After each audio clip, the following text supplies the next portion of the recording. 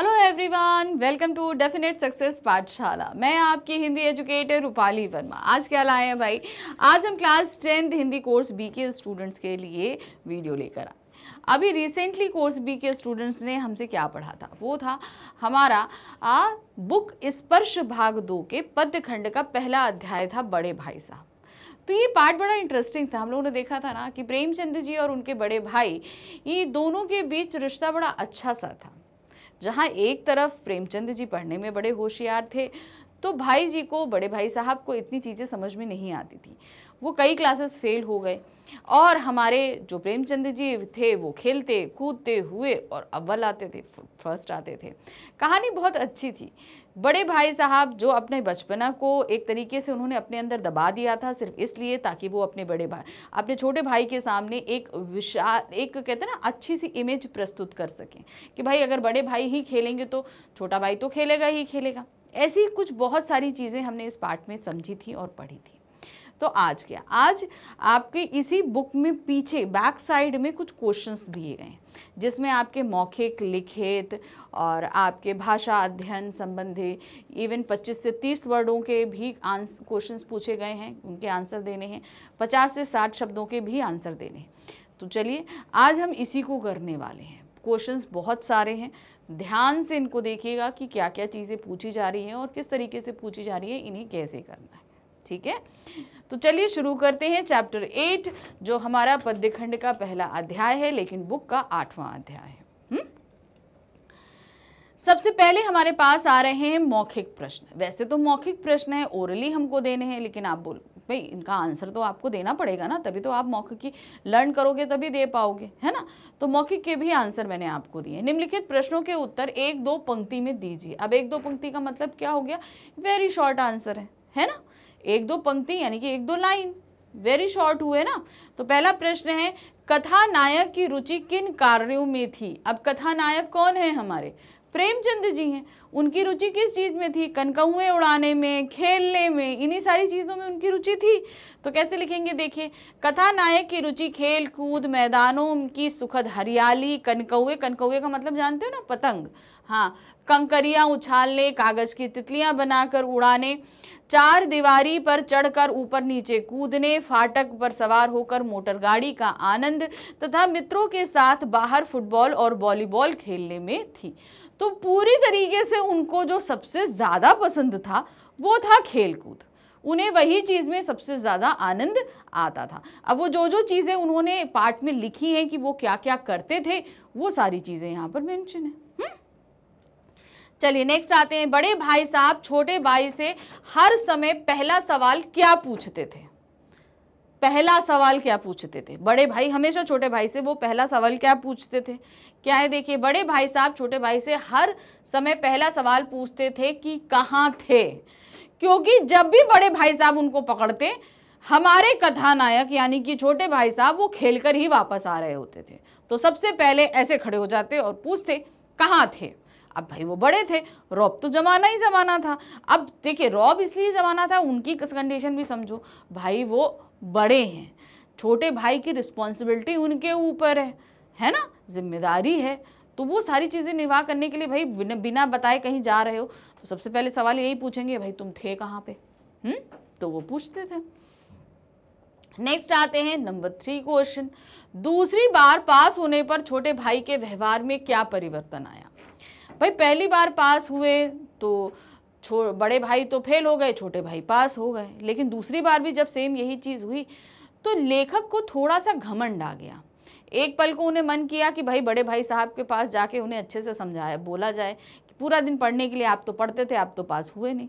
फिर दूसरा यह है कि भाई मैं पढ़ूँ ना पढ़ूँ, मैं तो पास ही हो जाऊँगा। ये भी चीज़ उनके अंदर घमंड आ गया था नहीं आता। लेकिन जब बड़े भाई की स्थिति उन्होंने देखी तो उनको दया भी आई थी। तो देखिए क्या है, दूसरी बार पास होने पर छोटे भाई के व्यवहार में यह परिवर्तन आया कि वह पहले की अपेक्षा कुछ ज़्यादा ही स्वच्छंद और मनमानी ही करने वाला बन गया। वह स्वयं को तकदीर का बलि समझने लगा। तकदीर का बलि का तात्पर्य क्या है? उसे ये लगा कि भाई मैं पढ़ूँ या ना पढ़ूँ, मैं पास हो जाऊँगा। वो चीज़ उनके अंदर आ गई थी। तो सिंपल है कि वो मनमानी करने लगे थे, स्वच्छंद हो गए थे, क्योंकि भाई अब बड़े भाई के भी व्यवहार में थोड़ी नरमी आ गई थी।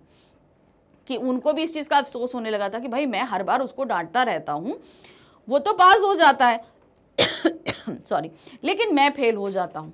होता है ना कि मैं फेल हो जाता हूँ, वो पास हो जाता है। इसलिए उनको क्या करते हैं, उन्हें लगने लगा कि अरे मैं नहीं डांटूंगा।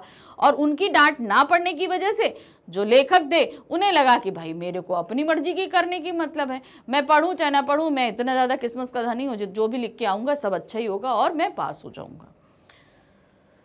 5वां प्रश्न है, बड़े भाई साहब छोटे भाई से उम्र में कितने बड़े थे और वे कौन सी कक्षा में पढ़ते थे? ये सवाल मैंने आपको पहले भी बोला था कि ये चीज़ आपको ध्यान रखनी पड़ेगी, ठीक है ना।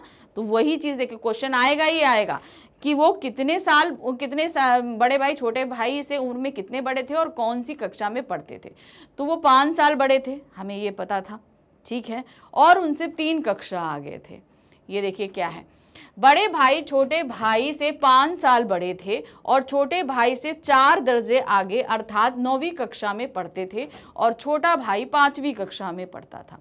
तो 3 दर्जे का डिफरेंस क्या हुआ? मान लीजिए भाई ये 5वीं में है, 6ठी 7वीं 8वीं, तो ये 3 दर्जे आगे हुआ ना भाई, 5वीं में ये हुआ, 3 दर्जे आगे 9वीं में हो गया। समझ में आया? यही चीज़ आपको बताई गई है। तो वो खुद कितने थे? 5वीं में थे और उनके बड़े भाई साहब 9वीं कक्षा में थे। प्रश्न संख्या 5 है, बड़े भाई साहब दिमाग को आराम देने के लिए क्या करते थे? अब चूंकि बड़े भाई साहब तो पूरा दिन किताबें खोले रहते, पूरा दिन पढ़ते रहते, तो अब उनके दिमाग में, अब जब दिमाग को रेस्ट देना है तो वो क्या करते थे? वो किताब की हाशिए पर बहुत सारे चित्र बनाया करते थे। चित्र बनाते थे ना, तो वही सारी चीज़ें देखिए क्या है, बड़े भाई साहब दिमाग को आराम देने के लिए कभी कॉपी पर तो कभी किताबों की हाशिए पर चिड़ियों, कुत्ते, बिल्लियों के चित्र बनाते थे। कभी कभी वो एक शब्द या वाक्य को अनेक बार लिख डालते थे, मतलब कोई शब्द या वाक्य उन्हें बहुत टफ लग रहा है तो उसी को वो कई बार लिख दिया करते थे। कभी शेर शायरी की बार बार सुंदर अक्षरों की नकल करते थे, कोई शेर शायरी लिखी है बड़ी सुंदर लिखी हुई है तो उसकी नकल किया करते थे। कभी ऐसी शब्द रचना करते जो निरर्थक होती, कभी किसी आदमी का चेहरा बनाते। तो मतलब वो भी पूरा दिन नहीं पढ़ के अपने आप को रिलैक्स देते थे, वो इन्हीं तरीकों से रिलैक्स देते थे। इससे क्या होता था, वो खुद तो रिलैक्स होते थे, दिमाग रिलैक्स होता था। लेकिन इन सारी चीज़ों से हमें एक चीज़ तो समझ में आती है जो शायद इस किताब में भी मेंशन नहीं है, कि वो एक अच्छे चित्रकार भी थे, क्योंकि जिस तरीके से वो चित्र बना रहे हैं कुत्ते के, बिल्लियों के और पक्षियों के, उससे ये पता चलता है कि वो जो ड्राइंग उनकी काफ़ी अच्छी थी। अब आ जाते हैं हम लिखित क्वेश्चन में। अभी तक जो 5 प्रश्न हमने किए ये क्या थे? मौखिक, यानी कि ये आपसे ओरली पूछे जाएंगे, वो हमने आपको बता दिए। अब हम आ जाते हैं अपने लिखित प्रश्नों पे। अब ये क्या पूछा गया है? निम्नलिखित प्रश्नों के उत्तर दीजिए। अब ये जो प्रश्न आ रहे हैं आपको इनके जो वर्ड्स लिखने हैं वो 25 to 30 वर्ड्स, यानी कि ये शॉर्ट आंसर है। अभी मौखिक में हमने वेरी शॉर्ट आंसर्स देखे, अब हम शॉर्ट देखेंगे। इसके बाद खास सेक्शन में हमारे लॉन्ग क्वेश्चंस रहेंगे जो 50 to 60 वर्ड्स में आएंगे, ठीक है। तो चलिए देखते हैं क्या है निम्नलिखित प्रश्नों के उत्तर में। सबसे पहले, छोटे भाई ने अपनी पढ़ाई का टाइम टेबल बनाते समय क्या क्या सोचा और फिर उसका पालन क्यों नहीं कर पाया? अब क्या हुआ भाई, एक दिन खेल कर आए, बड़े भाई ने खूब अच्छे से डांटा। अब डांटा तो भाई इनको ईगो को लग गया, इन्होंने क्या किया, बैठे और एक टाइम टेबल बना दिया। अब उस टाइम टेबल में हर चीज़ के लिए जगह थी, सिर्फ उनके फेवरेट काम खेलने के लिए कोई जगह नहीं थी। भाई सुबह इतने बजे उठना है, नाश्ता करना है, नित्यक्रम करने हैं, पढ़ने बैठना है, स्कूल जाना है, पढ़ने बैठना है, खाना खाना है, पढ़ने बैठना है, सोना है, उससे पहले पढ़ने बैठना है। तो इस समय सिर्फ पढ़ने का ही एक टाइम टेबल बनाया गया, लेकिन उसमें जो चीज़ की जगह नहीं थी वो थी उनके खेलने की। अब पूरा दिन कोई बच्चा जिसको खेलना बहुत पसंद हो उसे हम किसी तरीके से एर घेर के जो है बैठाल दे कि नहीं तुमको पूरा दिन पढ़ना ही पढ़ना है, तो कितनी देर उसका मन लग पाएगा? नहीं लग पाएगा। तो इस तरीके से वो टाइम टेबल फॉलो ही नहीं, एक दिन भी फॉलो नहीं हो पाता था और वो टाइम टेबल धरा का धरा रह जाता और वो खेलने निकल जाते थे। इस वजह से वो टाइम टेबल फॉलो नहीं होता था। छोटे भाई ने बड़े भाई की लताड़ सुनकर अपनी पढ़ाई का टाइम टेबल बनाते समय यह सोचा कि वह मन लगाकर पढ़ाई करेगा। भाई बड़े भाई ने डांट तो दिया, अब ये लगा कि नहीं भाई मैं पढ़ाई नहीं करूंगा तो अम्मा बाबा के पैसे खराब हो जाएंगे, सब कुछ हो जाएगा, मैं यहाँ पढ़ने आया हूँ। तो एक तरीके के मन में एक जो चीज़ लगी, इसकी वजह से उन्होंने ठान लिया कि नहीं अब मैं सिर्फ पढ़ूंगा, यहाँ पढ़ने आया हूँ, मैं सिर्फ पढ़ने ही वाला हूँ और अपने बड़े भाई को शिकायत का कोई मौका नहीं दूंगा। अब चूंकि बड़े भाई ने डांटा था, अब उनके गार्जियंस थे वहाँ, तो उन्हें ये लगा कि नहीं अब इनको तो हमें कोई भी मौका नहीं देना है कि मेरी वजह से इन्हें कोई शिकायत हो। तो उन्हें शिकायत सिर्फ यही रहती थी कि भाई पढ़ो, तुम खेलो नहीं।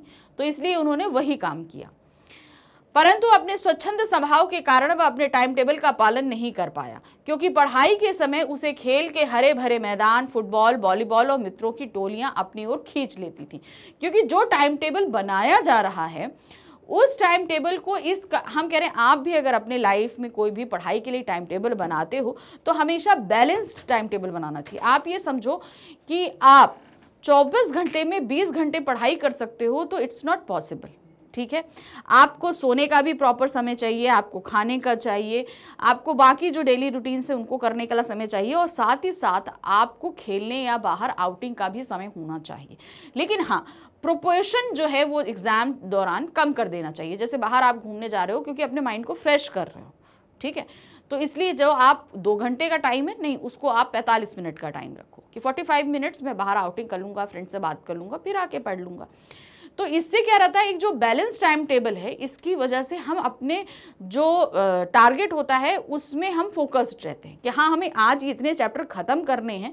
तो मेरा माइंड अगर, अब मान लीजिए हम पूरा दिन पढ़ने के लिए बैठे हैं, हमसे 2 चैप्टर नहीं ख़त्म हो पा रहे, लेकिन अगर अब अपने आधा घंटा अपने माइंड को हम रिलैक्स दे दें तो वो हमसे आधे घंटे में ख़त्म हो जाएगा जो हम 2 घंटे से पढ़ रहे थे। तो वही गलती यहाँ पर लेखक ने करी, उन्होंने सब चीज़ का लिए टाइम टेबल में जगह दी, लेकिन जो है उन्होंने जो उनका फेवरेट काम था उसके लिए जगह नहीं दी, जिसकी वजह से उनका पढ़ाई भी नहीं हो पाई।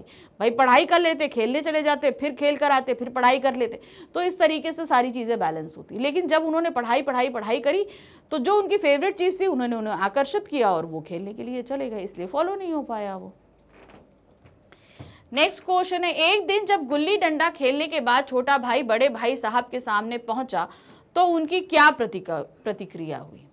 तो वैसे तो बड़े भाई साहब ने कई बार पकड़ा, एक बार गिल्ली डंडा खेलकर पकड़ा, तो फिर उनके बाद क्या प्रतिक्रिया हुई। तो देखिए क्या है, एक दिन गुल्ली डंडा खेलने के बाद छोटे भाई का सामना बड़े भाई से होता है। अब छोटा भाई तो हमेशा बड़े भाई की नज़रों से बच के ही खेलने जाता था, क्योंकि बड़े भाई साहब तो परमिशन देते नहीं थे कि तुम खेलने जाओ, इसलिए वो हमेशा उनकी नज़रों से बच के जाता। तो जब भी वो खेलने जाता हमेशा पकड़ा जाता। उसे देखते ही बड़े भाई साहब उसे पहले डांटने फटकारने के बाद समझाने लगते हैं। पहले तो डांटा कि भाई तुम पढ़ाई के समय यहाँ पढ़ाई करने आए हो, तुम्हें पढ़ाना चाहिए, ये और वो जब डांट लिया तो उसके बाद उनका मूड चेंज हुआ। अब डांटने के बाद वो आ गए समझाने पर। समझाते हुए क्या कहते हैं कि एक बार कक्षा में अव्वल आने का अर्थ यह नहीं है कि वह अपने पर घमंड करने लगे, है ना। अब चूंकि उसको घमंड हो गया था, क्या हो गया था, घमंड हो गया था, तो वही चीज उन्होंने समझाई कि भाई घमंड किसी का नहीं रहा, रावण का नहीं रहा तो तुम्हारा क्या रहेगा। तो वही चीज उनका, घमंड करने लगे हो, क्योंकि घमंड तो रावण जैसे शक्तिशाली को भी ले डूबा, इसीलिए इसी तरह समय बर्बाद करना है तो उसे घर चले जाना चाहिए। उसे पिता की मेहनत की कमाई का यूं खेल कूद में बर्बाद करना शोभा नहीं देता। अब उन्होंने समझाया कि भाई ठीक है, एक बार तुम अव्वल आ गए, मैं फेल हो गया, इसका मतलब ये नहीं है कि तुम अपनी मनमानी करने लगो, तुम्हें घमंड आ जाए, तुम ये ना सोचो कि भाई ठीक है मेरे को पढ़ने लिखने की क्या ज़रूरत है, सारी चीज़ें स्वतः ही हो जाती हैं। तो तुमने बताया कि अगर भाई तुमको खेलना ही कूदना है तो यहाँ रहकर माँ बाप के पैसे क्यों बर्बाद कर रहे हो, तुम घर जाओ, वहाँ पे गिल्ली डंडा खेलो, पढ़ो मत, तो पूरा दिन खेलते रहो जो तुम्हें को पसंद है। तो इस तरीके से उन्होंने डांटने के बाद समझाया भी कि भाई माँ बाप ने हमें यहाँ पढ़ने के लिए भेजा है, उनका पैसा लग रहा है, मेहनत की कमाई है, हमें वो सारी चीज़ें समझनी चाहिए। तो भाई चूंकि बड़े भाई थे वो इसी तरीके से समझा सकते थे, तो उन्होंने छोटे भाई को इस तरीके से समझाया।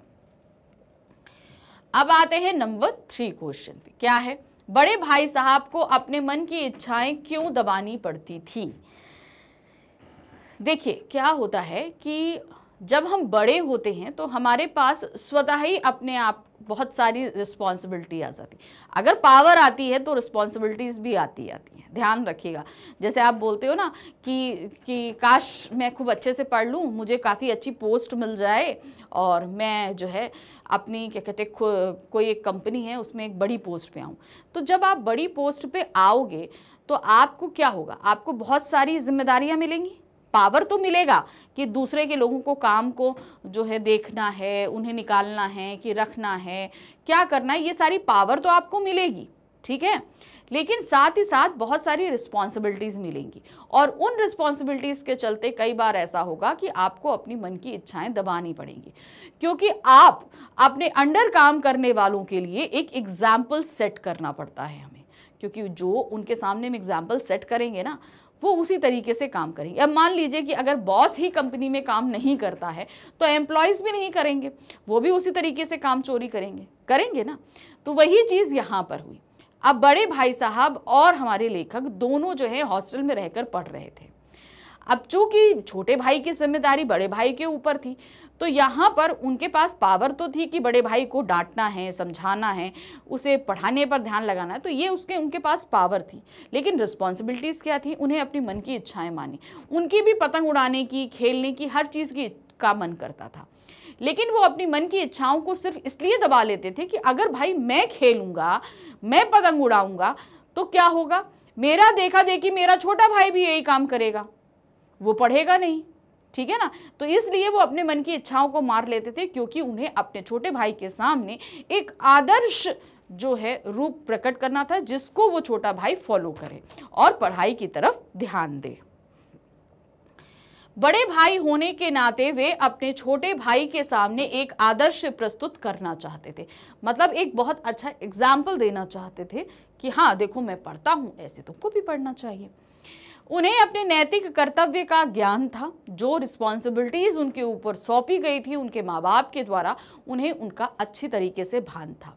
वे अपने किसी भी कार्य द्वारा अपने छोटे भाई के सामने गलत उदाहरण प्रस्तुत नहीं करना चाहते थे। अगर भाई वो कनकौए उड़ाने यानी कि पतंग उड़ाने लगते तो छोटे भाई के सामने एक गलत रूप प्रस्तुत होता, इसलिए उन्होंने जो है अपने मन की इच्छा को दबाया जिससे उनके छोटे भाई पर बुरा असर पड़े। इसलिए वे बड़े भाई साहब को अपने मन की इच्छा दबानी पड़ती थी। समझ में आया क्यों दबानी पड़ती थी? भाई पतंग उड़ाना उनको भी अच्छा लगता था। ये चीज़ हमें कैसे पता चली? जब एंड में जब दोनों लोग बात कर रहे होते उनके ऊपर से एक पतंग उड़ के जाती है और उसकी डोर जो है बड़े भाई साहब पकड़ लेते हैं, तो इससे हमें समझ में आता कि खेलना कूदना उनको भी अच्छा लगता था और ख़ास तौर से पतंग उड़ाना, लेकिन वो इसलिए नहीं करते थे ताकि बड़े भाई के सामने एक आदर्श प्रस्तुत कर सके। प्रश्न संख्या 4 है, बड़े भाई साहब छोटे भाई को क्या सलाह देते थे और क्यों देते थे? वो हमेशा बोलते थे क्या कि बेटा पढ़ो। क्यों? वो ये जानते थे कि पढ़ाई टफ है और इस पढ़ाई के कारण ही हम आगे चलकर अच्छी पोस्ट, अच्छा भविष्य जान सकते हैं, बना सकते हैं, है ना। तो इसीलिए वो उनको कहते रहते थे। देखिए क्या है, बड़े भाई साहब छोटे भाई को पढ़ाई के लिए परिश्रम की सलाह देते थे कि पढ़ना बहुत ज़रूरी है और पढ़ने के लिए हमें मेहनत करनी पड़ती है। ये तो हम सभी लोग जानते हैं कि भाई जो कुछ भी हमें पढ़ना है तो उसके लिए पहले हमारे मेहनत करना बहुत ज़रूरी होता है। उनके अनुसार एक बार कक्षा में अव्वल आने का अर्थ यह नहीं है कि हर बार वही अव्वल आएगा। भाई एक बार तुमने ठीक है थोड़ा पढ़ लिया, अच्छा हो गया, तुम अव्वल आ गए, लेकिन हर बार ऐसा होगा कि तुम प्रथम आओगे, ये जरूरी नहीं है ना।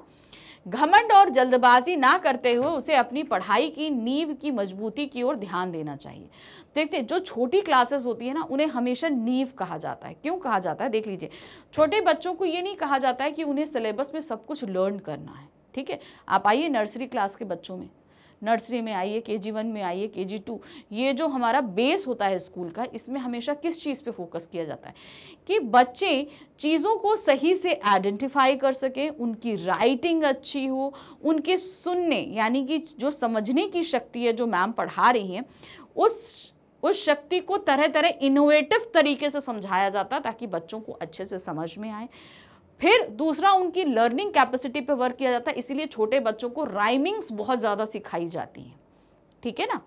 तो ये जो बेस हम लोग को आगे चल के ना जो 7th 8th 9th में बहुत सारा सिलेबस लर्न करना होता है ना, इसका बेस हमारी लोअर क्लासेस में तैयार होता है। हमारी लर्निंग कैपेसिटी को बढ़ाना, हमारी अंडरस्टैंडिंग कैपेसिटी को बढ़ाना, चीज़ें, ये सारी चीज़ें, राइटिंग बढ़ाना, मिस्टेक्स नहीं होना, ठीक है, वोकैबुलरी सही करना, ये सारी चीज़ें हमारी लोअर क्लास में होती हैं। जो हमारी जो क्या कहते हैं ना प्री प्राइमरी क्लासेस होती हैं उनमें ये सारी चीज़ें सही होती हैं। तो प्राइमरी जो प्री प्राइमरी है, प्राइमरी क्लासेस हैं, इन सब का अपना अपना एक क्या कहते हैं ना बहुत महत्वपूर्ण जगह होती है। वही चीज़ यहाँ पर लेखक को समझाई जा रही थी बड़े भाई के द्वारा कि भाई ये क्लासेस जो हैं हमारी 9 10th के लिए बेस है। 5th क्लास जो है ना जहाँ से थोड़ा पढ़ाई सीरियस हो जाती है, ये बेस है। इसके लिए हमें थोड़ा ज़्यादा सीरियस होना पड़ता है, थोड़ा ज़्यादा समय देना पड़ता है। तो एक बार तुम फर्स्ट आ गए हो, ज़रूरी नहीं है कि हर बार फर्स्ट आओ, उसके लिए मेहनत है, मेहनत करो, क्योंकि आगे की क्लासेस और ज़्यादा टफ हैं। इसीलिए वो छोटे भाई को समय समय पर पढ़ाई के लिए सतत अध्ययन, मतलब लगातार जो है वो प्रैक्टिस, खेल कूद से ध्यान हटाने तथा मन की इच्छाओं को दबाने आदि की सलाह देते थे। ये सारी चीज़ें, क्योंकि भाई आगे चलकर हमारा भविष्य इन्हीं सारी चीज़ों से बनेगा, ना कि खेलने कूदने से। तो ये एक तरीके से प्यार था, कंसर्न था जो बड़े भाई छोटी भाई के लिए दिखाते थे। प्रश्न संख्या 5 है, छोटे भाई ने बड़े भाई साहब के नरम व्यवहार का क्या फायदा उठाया। अब भाई 2 बार ऐसा हुआ कि बेचारे बड़े भाई साहब फेल हो गए और छोटे भाई अव्वल आकर पास हो गए। अब उनके फेल हो जाने की वजह से उनका जो एक कड़क रवैया था, हर समय टोका टाकी, एक निगरानी रखना, वो थोड़ा नरम पड़ गया। अब छोटे भाई तो इसी का मौका देख रहे थे और उन्होंने अपनी मनमानी करनी शुरू कर दी। अब उनके अंदर एक घमंड ये भी आ गया था, भाई मैं पढ़ूं ना पढ़ूं पास हो जाऊंगा। तो इस नरमी के चक्कर वो पूरा पूरा दिन खेलने में बिता देते, क्योंकि बड़े भाई साहब अब देखते हुए भी चीज़ों को मना नहीं कर रहे थे। इसलिए उन्होंने अपने हिसाब से पूरा पूरा दिन खेलना, अपनी मर्जी से सारे काम करना शुरू कर दिया था। बड़े भाई साहब फेल होकर कुछ नरम पड़ गए थे। अब वो जो कड़कपन उनके स्वभाव में था वो नहीं रह गया था, जिसका छोटे भाई ने गलत फायदा उठाना शुरू किया। क्या किया? गलत फायदा उठाया। अब छोटे भाई की स्वच्छंदता बढ़ गई थी, आज़ादी जिसको बोलते हैं, अपनी मर्जी के हिसाब से काम करना। वह पढ़ने लिखने की अपेक्षा सारा ध्यान खेल कूद में लगाने लगे थे। उनका सारा ध्यान किस में था? खेलने कूदने में। उसे लगने लगा कि वह पढ़े ना पढ़े परीक्षा में पास तो हो ही जाएगा। यानी कि मैं पढ़ूं ना पढ़ूं, मैं तो हमेशा अव्वल आ रहा हूं, तो मुझे पढ़ने की क्या ज़रूरत है, मैं पास हो जाऊंगा। उनके मन में अपने बड़े भाई के प्रति आदर और उनसे डरने की भावना कम होती जा रही थी। वह पतंगबाजी और कनकौवे उड़ाने में अपना समय गंवाने लगे थे। तो बेसिकली क्या है, वो हर चीज़ अपनी मर्जी से करने लगे थे और जो नया शौक उनके अंदर पतंगबाजी का शुरू हुआ था, वो ज़्यादातर ध्यान उसी पर देने लगे थे। अब आ जाते हैं खा। अब खा में जैसे मैंने यहाँ बताया था कि 50 से 60 शब्दों के बीच आंसर देने, यानी कि ये आपके रहेंगे लॉन्ग क्वेश्चंस। ठीक है, आपको मैंने बता दिया। देखिए, वेरी शॉर्ट हम लोगों ने मौखिक के रूप में देखा, शॉर्ट क्वेश्चन देखे हम लोगों ने अभी, ठीक है, जो आपके 25 से 30 शब्दों के बीच होने थे। अब हम खा देखने जा रहे हैं, जो कि होंगे हमारे 50 से 60 शब्दों के बीच में। ठीक है, पहला प्रश्न है, बड़े भाई की डांट फटकार अगर ना मिलती तो क्या छोटा भाई कक्षा में अव्वल आता? अपने विचार प्रकट कीजिए। अब देखिए, इसमें आप सभी के विचार अलग अलग तरीके से रहेंगे कि मान लीजिए, देखिए बहुत ज़रूरी है बड़ों की गाइडेंस, उनका एक डर। इसीलिए कहा जाता है ना, टीचर का डर ज़रूर हम लोग के अंदर होना चाहिए, क्योंकि वो डर ही हमें पढ़ने के लिए प्रेरित करता है। अगर टीचर हमारा फ्रेंड बनकर रहेगा तो ये मान लीजिए कि हम शायद उतना अच्छा नहीं पढ़ पाएंगे जितना हम पढ़ सकते हैं। इसलिए टीचर का डर, माँ बाप का डर, आँखों में शर्म, ये सारी चीज़ें कहीं ना कहीं हमारे आने वाले भविष्य के लिए हमें प्रेरणा देती है। क्योंकि वो डर हो, चाहे वो शर्म हो, चाहे वो लिहाज हो, वो हमें कहीं ना कहीं उनके द्वारा कही गई बातों को करने के लिए बाउंड करती है। तो वही चीज़ यहाँ पर भी थी। अगर बड़े भाई साहब इतनी सख्ती ना करते तो शायद वो अव्वल, क्योंकि अगर वो सख्ती नहीं करते तो क्या होता, लेखक पूरा दिन खेलने में निकाल देते, वो बिल्कुल ही नहीं पढ़ते। सख्ती के कारण जो थोड़ी देर वो, हम कह रहे हैं 24 घंटे में 4 घंटे भी अगर वो पढ़ रहे थे तो वो बड़े भाई साहब की शक्ति के कारण पढ़ रहे थे। अगर वो शक्ति नहीं करते, क्योंकि भाई हम कहते हैं ना हर किसी की लर्निंग कैपेसिटी अलग अलग होती है, लेखक की हमारी लर्निंग कैपेसिटी अच्छी थी तो वो जो काम बड़े भाई साहब बैठ के 10-10 12-12 घंटे नहीं कर पाते थे, लेखक हमारे 4 घंटे में कर लेते थे, क्योंकि उनकी लर्निंग कैपेसिटी अच्छी थी। तो क्या होता कि अगर वो 4 घंटे भी वो ना बैठते तो अव्वल तो आ ही नहीं सकते थे। तो इसलिए बड़े भाई साहब की शक्ति ने उन्हें अव्वल आने में बहुत मदद की है। हमारे विचार से तो यही है। तो देखिए क्या है, मेरे अनुसार बड़े भाई की डांट फटकार का ही अप्रत्यक्ष परिणाम था कि छोटे भाई कक्षा में अव्वल आया। प्रत्यक्ष यानी कि होता है डायरेक्ट, अप्रत्यक्ष मतलब इनडायरेक्ट। तो यहाँ पर सही बात, जो वो इनडायरेक्ट ही तो थी। अगर बड़ा भाई छोटे भाई पे प्रेशर नहीं डालता, उनका डर नहीं होता, तो वो 4 घंटे भी ना बैठते। तो क्या वो कुछ पढ़ते? कुछ भी ना पढ़ते। तो अव्वल क्या, वहां तो पास होने के लाले पड़ जाते। छोटे भाई को वैसे भी पढ़ने लिखने की अपेक्षा खेल कुछ ज्यादा ही पसंद था। ये तो बड़े भाई के उस पर अंकुश रखने के कारण वह घंटा 2 घंटा पढ़ाई कर लेता था। मतलब वो थोड़ा सा डांटते थे, इसलिए वो थोड़ा बहुत सही घंटे 2 घंटे मगर पढ़ लेते थे, जिसके कारण वह परीक्षा में अव्वल आ जाता था।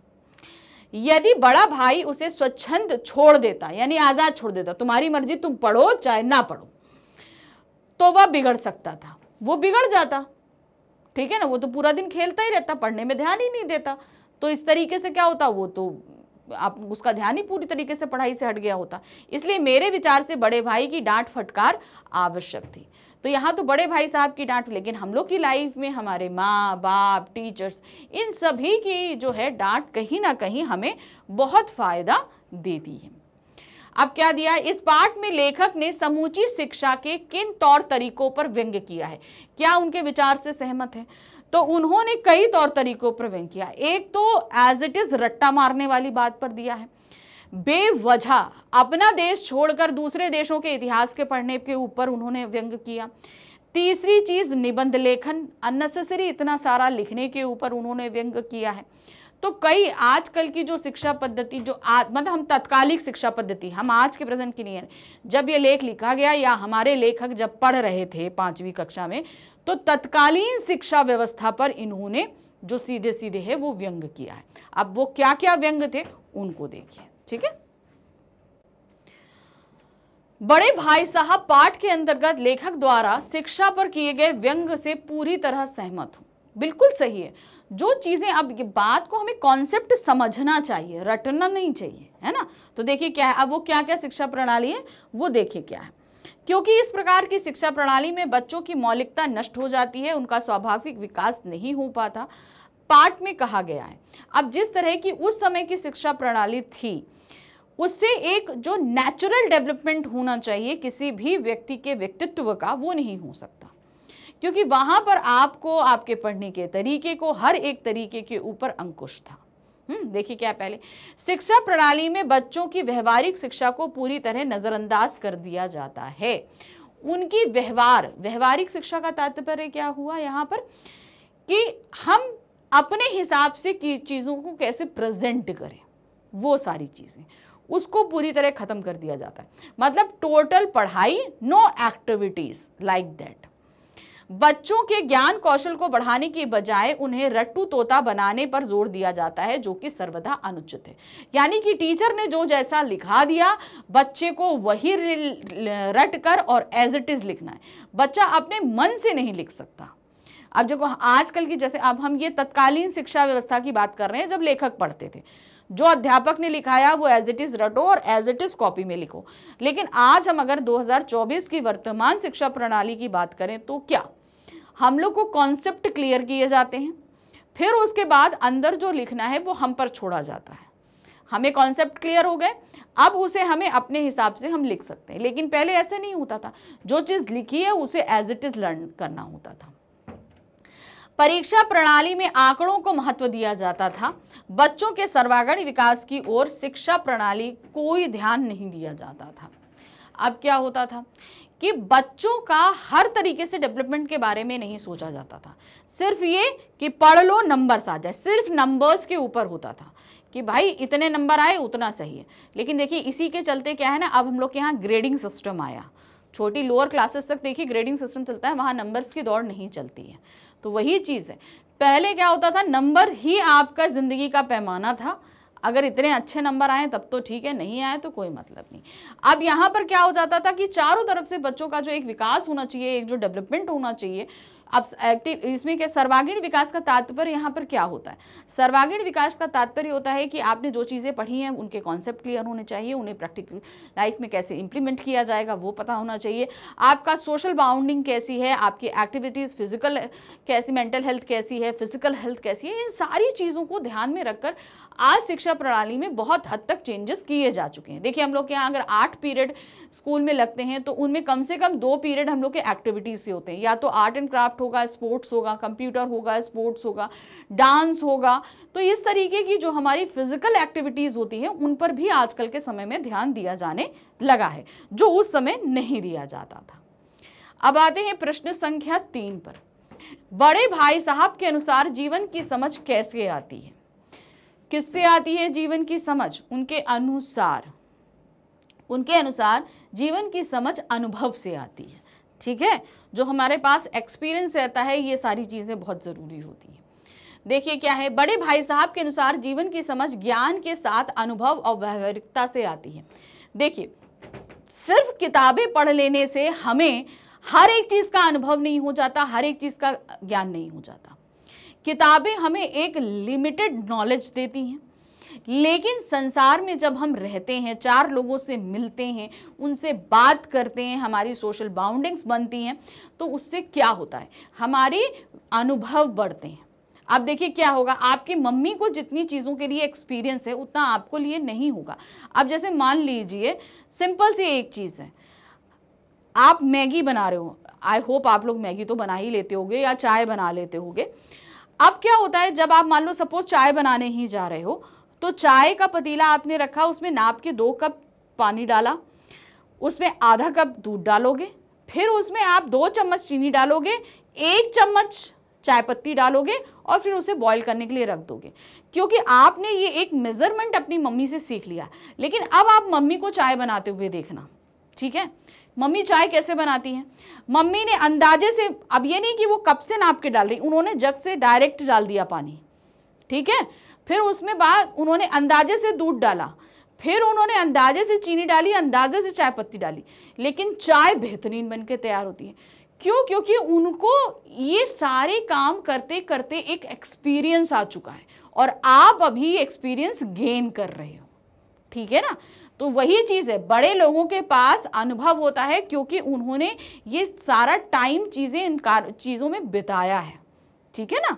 अब इसी तरह जब आप गाड़ी चलाना सीखोगे तो वो ध्यान देना कि पापा ज़्यादा एक्सपीरियंस्ड हैं, आप बहुत अच्छे से गाड़ी चला लेते हैं, लेकिन आप चलाओगे तो आप बहुत सावधानी से चलाओगे क्योंकि आपने अभी सीखना शुरू किया। उनके पास एक्सपीरियंस है, इसलिए वो बहुत ही शार्प जो है चलाते हैं गाड़ी। पुस्तकीय ज्ञान को अनुभव में उतारने पर ही हम सही जीवन जी सकते हैं। जो चीज़ें, अब जैसे आप लोगों को बहुत सारी चीज़ें, जैसे मैं ये सिखा रही हूँ, आप ये बोलोगे कि मैम जो हम लोग किताब में पढ़ते हैं वो क्या हमारी लाइफ में काम आता है? बिल्कुल काम आता है। जैसे हिंदी को आप लोग लो, हिंदी में बहुत सारी चीज़ें ऐसी हैं जो हम अपनी प्रैक्टिकल लाइफ में इम्प्लीमेंट कर सकते हैं। जैसे हमने ये चैप्टर पढ़ा बड़े भाई साहब और छोटे भाई साहब वाला, इन्होंने इसमें बहुत सारी चीज़ें हमें बताई हैं जो हम अपनी रूटीन लाइफ में इम्प्लीमेंट कर। जैसे टाइम टेबल वाली ही बात ले लीजिए, टाइम टेबल क्यों नहीं फॉलो हुआ? रीज़न ये था क्योंकि उसमें हमने अपनी मनपसंद चीज़ के लिए उन्होंने कोई गुंजाइश नहीं रखी थी। तो ये हमें क्या अनुभव हुआ कि जब भी हम टाइम टेबल बनाएं तो उसमें जो चीज़ हमें पसंद है उसको ज़रूर मेंशन करें। मान लीजिए आप सुबह से लेकर दोपहर में 3 बजे तक का अपना टाइम टेबल बनाते हो, पढ़ने, डेली रूटीन के काम, स्कूल, सारी चीज़ों के लिए, लेकिन आपका फेवरेट टाइम चीज़ क्या है? वो 4 बजे आने वाला कोई शो है टीवी पे जो आपको बहुत अट्रैक्ट करता है कि आपको वो देखना है। तो 4 बजे, जब 3 बजे तक का आपने टाइम टेबल बना लिया, तो जब 4 बजे मेंशन करोगे तो 4 बजे आगे उस टीवी सीरियल का नाम रखो, नाम लिखो कि ये हमें देखना है। तो बाकी पूरे दिन का काम करने के लिए आप अपने आप फोकस्ड हो जाओगे। ठीक है, 4 बजे मेरा ये काम है, ये मेरी फेवरेट चीज़ है, मैं ये करूँगा। तो इस तरीके से इस चैप्टर ने हमें ये चीज़ सिखाई है कि टाइम टेबल में हमेशा वो चीज़ हमें मेंशन करनी चाहिए जो हमें बहुत पसंद है। बड़े लोगों का आदर करना, सम्मान करना, उनकी बात मानना, उनका अंकुश, उनकी निगरानी हमारे भविष्य के लिए बहुत ज़रूरी है। ये सारी चीज़ें, अब अक्सर क्या है, मम्मी अगर कोई चीज़ टोकती हैं, पापा कोई चीज़ टोकते हैं तो आपको बहुत गुस्सा आ जाता है, लेकिन ध्यान रखिए उनकी ये निगरानी, उनकी ये रोक टोक हमारे भविष्य के लिए बहुत काम है। तो ये चैप्टर हमें यही सिखा रहा है ना। तो पुस्तकीय ज्ञान हमारे जो रियल लाइफ है उसमें हमेशा इंप्लीमेंट होता है, बस हमें देखना है कि वो किस जगह इंप्लीमेंट होता है और हम किस तरीके से उसे करते हैं। भले ही कोई किताबी ज्ञान नहीं प्राप्त किया हो, परंतु अपने अनुभव व व्यवहार के द्वारा उन्हें अपने जीवन की हर परीक्षा को सफलतापूर्वक पार किया है। अतः पुस्तकीय ज्ञान और अनुभव के तालमेल द्वारा ही जीवन की समझ आती है। तो समझ में आया, बहुत सारे लोग ऐसे होते हैं, अनपढ़ होते हैं, मगर क्या उन्हें जीवन जीने का अनुभव नहीं होता? नहीं, ऐसा नहीं है। जीवन जीने का अनुभव हमारे पास भी उन अनपढ़ लोगों के तरह ही होता है। तो हमेशा उन्होंने क्या बताया कि जीवन की समझ हमेशा हमारी व्यवहारिकता और अनुभव से आता है। नेक्स्ट है, छोटे भाई के मन में बड़े भाई साहब के प्रति श्रद्धा क्यों उत्पन्न हुई? क्या कारण था वो श्रद्धा उत्पन्न हुई? ठीक है, अब वो रीजन, क्योंकि भाई बड़े भाई साहब चीज़ ने उन्हें जिस तरीके से समझाया, वो श्रद्धा उनके अंदर उत्पन्न होना स्वतः लाजमी थी। पहले तो छोटा भाई बड़े भाई को केवल उपदेशक मानता था कि भाई हर समय टोकते रहते, हर समय उपदेश देते रहते, ये चीज़ बताते हैं, ठीक है सॉरी, और उनसे दूर भागता था कि इन्होंने पकड़ा नहीं कि उपदेश देना शुरू किया। संयोग से वार्षिक परीक्षा में लगातार 2 वर्ष तक बड़े भाई साहब फेल होने और छोटे भाई के पास होने और अव्वल आने पर छोटा भाई घमंडी हो गया और बड़े भाई के नरम स्वभाव का अनुचित लाभ उठाने लगा। अब लगातार बड़े भाई साहब 2 बार फेल हो जाएं और छोटा भाई नंबर 1 आकर दिखाए, तो वो जो इतना अंकुश लगा रहे थे, डांट रहे थे, स्वतः उन्होंने अपना वो बिहेवियर कम कर दिया। अब क्या हुआ, अब जब वो नरम पड़े तो छोटे भाई साहब ने फायदे उठाने शुरू कर दिए, वो अपनी मनमाजी से काम करने लगे। अनुचित लाभ उठाना मतलब हर समय खेलते रहना। एक दिन बड़े भाई साहब ने उन्हें कनकौए लूटने के लिए भागने पर डांटते हुए अनेक उदाहरणों द्वारा समझाया। उन्होंने बहुत उदाहरण दिए, चाहे घमंडी लोगों के हों, चाहे अनुभव का हो, तो सारी चीज़ें बताई। छोटे भाई के मन में बड़े भाई साहब के लिए श्रद्धा उत्पन्न हुई। जिस तरीके से उन्होंने बहुत सारे उदाहरणों के द्वारा उन्हें समझाया, तब उनके मन में वो श्रद्धा उत्पन्न हुई। जब उसे पता चला कि उसके बड़े भाई साहब उसे सही राह दिखाने के लिए अपनी कितनी ही इच्छाओं का दमन करते हैं, कि भाई उनका भी मन करता है खेलने का, भाई 9th का बच्चा क्या खेलने का मन नहीं करेगा, उसका भी मन करता है, लेकिन उन्होंने अपने मन की इच्छाओं को दबा रखा है। उसके पास हो जाने पर उन्हें कोई ईर्ष्या नहीं होती थी और वे केवल अपने बड़े भाई होने का कर्तव्य निभा रहे थे। इसके बाद उसने बड़े भाई की बातें मानने का निश्चय कर लिया। तो उन्हें बहुत ज़्यादा अपने बड़े भाई के लिए मन में बहुत श्रद्धा हुई। ये नहीं कि भाई मेरा छोटा भाई पास हो रहा है, मैं नहीं पास हो रहा, तो उन्हें कभी ईर्ष्या नहीं हुई। वो हमेशा ये चाहते थे कि बेटा तुम आगे बढ़ रहे हो तो अच्छे से बढ़ो और ध्यान दो और अच्छे नंबर लेकर आओ, जो तुम्हारे भविष्य के लिए बहुत कारगर साबित होंगे। यही सब जानने के बाद छोटे भाई के मन में बहुत ज़्यादा बड़े भाई के लिए श्रद्धा उत्पन्न हो गई। 5वां प्रश्न है, बड़े भाई की स्वभावगत विशेषताएं बताइए। अब देखिए, उनके स्वभाव के बारे में बहुत सारी चीज़ें इस पाठ में बताई गई हैं, उनको हम एक एक करके यहाँ पे मेंशन करेंगे। देखिए क्या है, बड़े भाई की स्वभावगत विशेषताएं निम्नलिखित हैं। पहला है, बड़े भाई साहब परिश्रमी विद्यार्थी थे, क्योंकि वो सतत अध्ययन करते थे। ये बात है कि उनको समझ में कम आता था, लेकिन पढ़ते तो थे और परिश्रमी भी थे। एक ही कक्षा में 3 बार फेल हो जाने के बाद भी पढ़ाई से उन्होंने अपना नाता नहीं तोड़ा। अब देखिए, हम लोग अगर लगातार कोशिश करते हैं तो हमारा अगर वो चीज़ सफल नहीं हो रही तो हमारा मन हट जाता है, हम नहीं करेंगे। लेकिन देखिए वो कितने परिश्रमी थे, 3 बार फेल हुए लेकिन तब भी वो पढ़ने के लिए तैयार थे।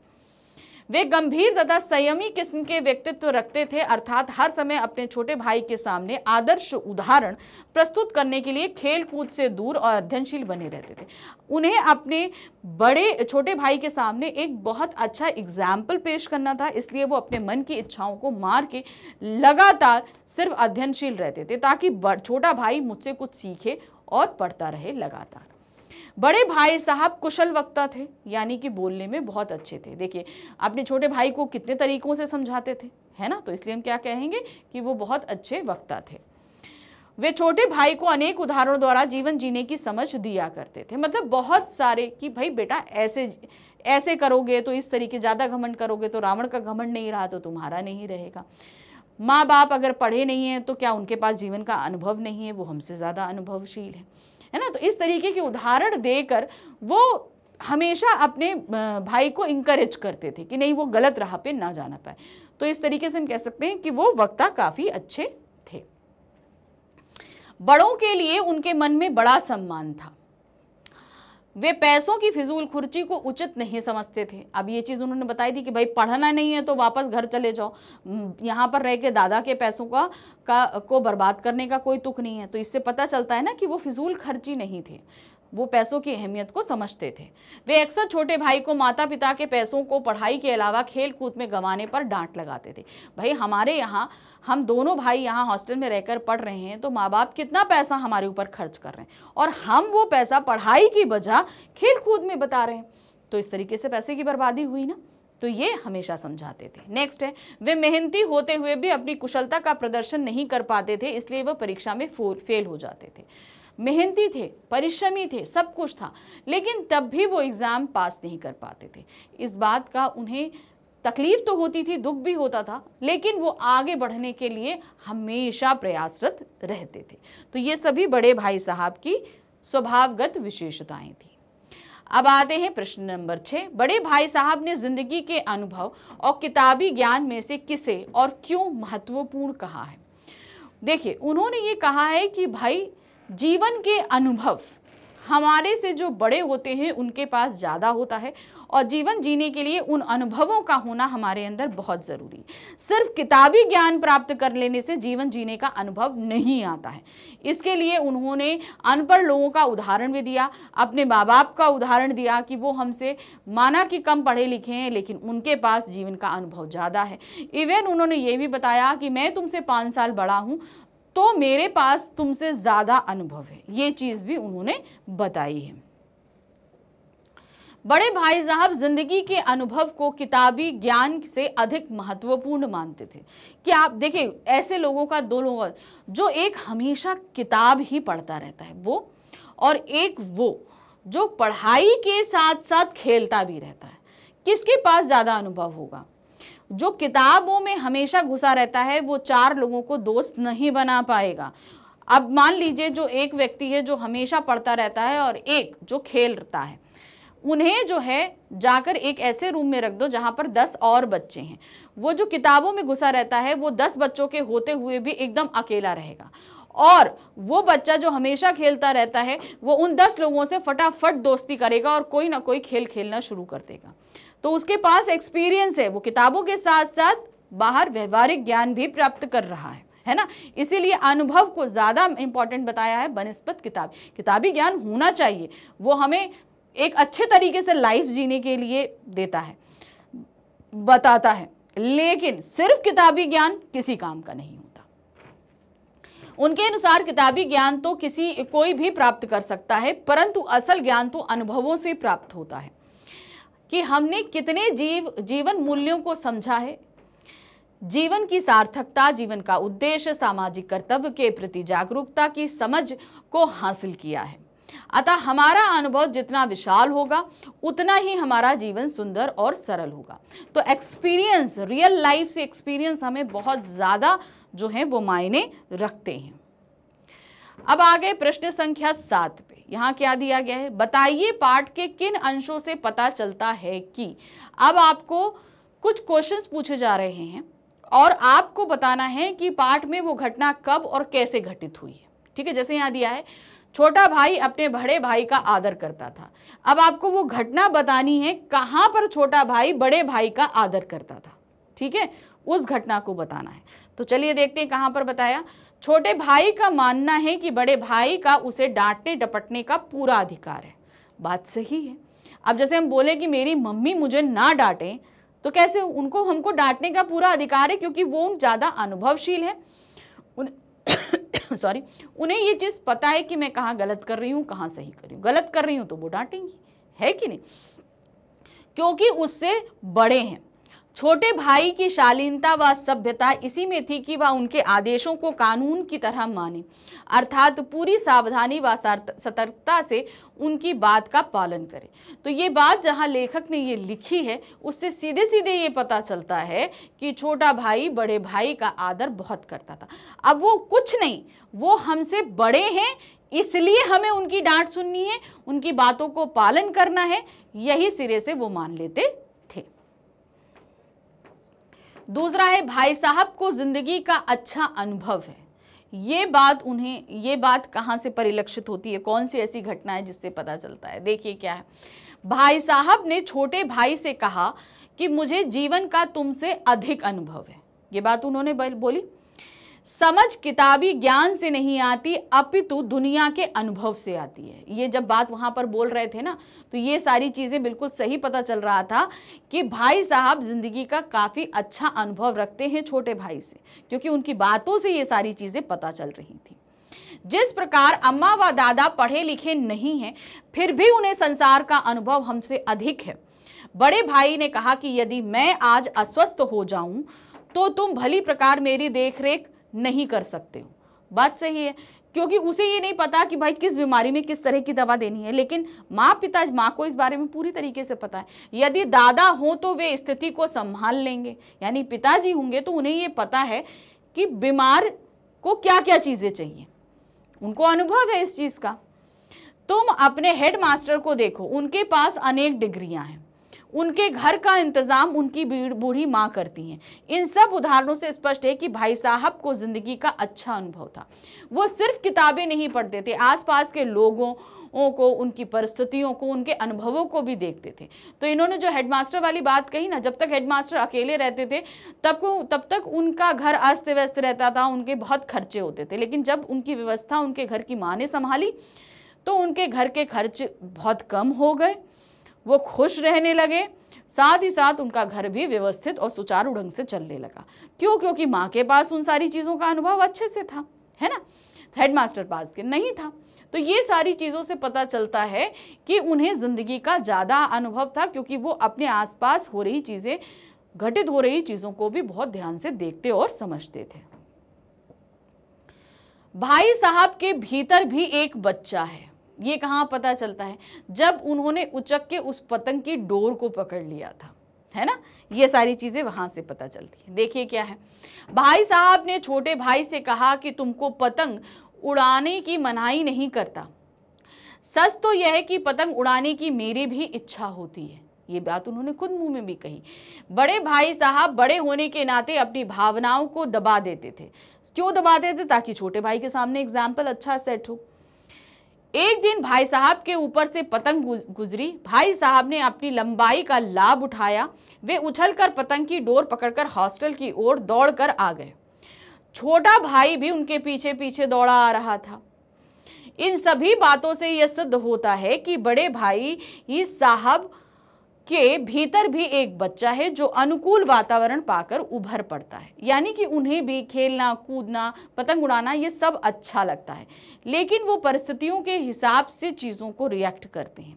उन्हें ये लगता है कि इस समय मेरे भाई को मेरे एक आदर्श रूप को देखने की ज़रूरत है, तो इसलिए वो खेलते कूदते नहीं है और वो आदर्श रूप सामने प्रस्तुत करते हैं। ठीक है, लेकिन जब उन्हें ये चीज़ लगता है कि नहीं भाई, एक माहौल मिलता है कि यहाँ पर हम खेल सकते हैं, जैसे कि जब पतंग जा रही थी तो उसको पकड़ना, तो उस तरीके से उनका वो खेलने वाला स्वरूप भी सामने आ जाता है। नेक्स्ट है, भाई साहब छोटे भाई का भला चाहते हैं। तो ये बात तो कई उससे पता चला है। ठीक है, आप शुरू से लेकर आखिर तक पूरी कहानी में, अगर पूरे संस्मरण में देखोगे तो ऐसे बहुत से उदाहरण हैं जिनसे ये पता चलता है कि बड़े भाई साहब को छोटे भाई का भला चाहते थे। बड़े भाई साहब छोटे भाई साहब को ये समझाना कि किताबी ज्ञान होना एक बात है और जीवन का अनुभव दूसरी बात है। तो ये दोनों चीज़ें एक अच्छे जीवन में के लिए बहुत है, लेकिन सिर्फ एक अनुभव प्राप्त कर लेना कि सिर्फ किताबी ज्ञान प्राप्त कर लो, अनुभव नहीं प्राप्त करो, या अनुभव प्राप्त कर लो, किताबी ज्ञान प्राप्त ना करो, तो ये दोनों ही एक एक पॉसिबल नहीं, इन दोनों को आपस में साथ होकर चलना ही हमें जीवन सही तरीके से जीना सिखाता है। तुम पढ़ाई में परीक्षा पास करके मेरे पास आ गए हो, लेकिन यह याद रखना, मेरे पास आ गए हो मतलब क्लास का जो डिफरेंस था वो कम हो रहा था ना, रखो कि मैं तुमसे बड़ा हूं और तुम मुझसे छोटे हो। मैं तुम्हें गलत रास्ते पर रखने के लिए थप्पड़ का डर दिखा सकता हूं या थप्पड़ मार भी सकता हूं, अर्थात तुम्हें डांटने का हक मुझे है। मतलब तुम ये समझो कि छोटा भाई भले ही अच्छे से पढ़कर अव्वल नंबर पास करके आगे बढ़ रहा हो, लेकिन अगर उसके बावजूद पढ़ने के अलावा भी तुम कोई गलत काम करते हो तो मेरे पास ये पूरा हक है कि मैं तुम्हें डर भी दिखाऊं मारने का और तुम्हें मारूं भी। तो ये सारी बात से ये पता चलता है कि ठीक है तुम पढ़ने में अच्छे जा रहे हो, लेकिन उसके बाद भी तुम्हें गलत रास्ते पर जाने की परमिशन या गलत काम करने की परमिशन नहीं है। तुम अगर ऐसा करते हो तो मैं पूरी तरीके से तुम्हें डांट और मार दोनों ही सकता हूं।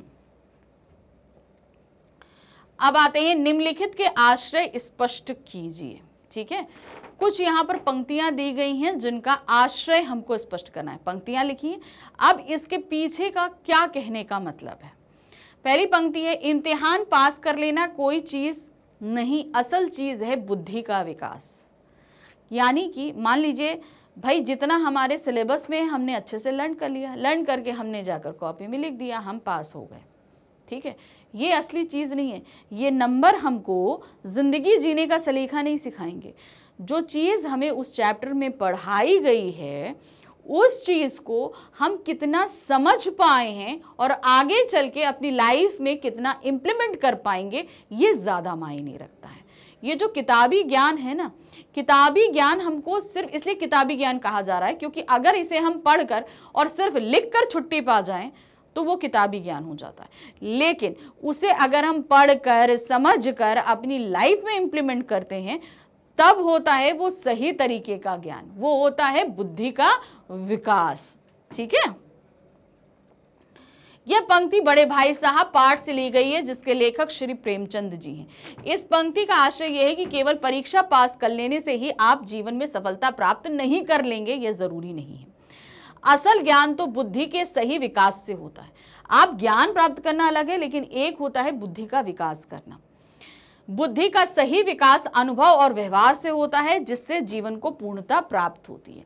तो पढ़ने के बाद कोई भी चीज, कोई भी टॉपिक पढ़ने के बाद आपने उससे क्या चीजें सीखी, कितना आपका माइंड डेवलप किया, आप कितने एक्सपीरियंस्ड हुए, ये ज्यादा मायने रखता है।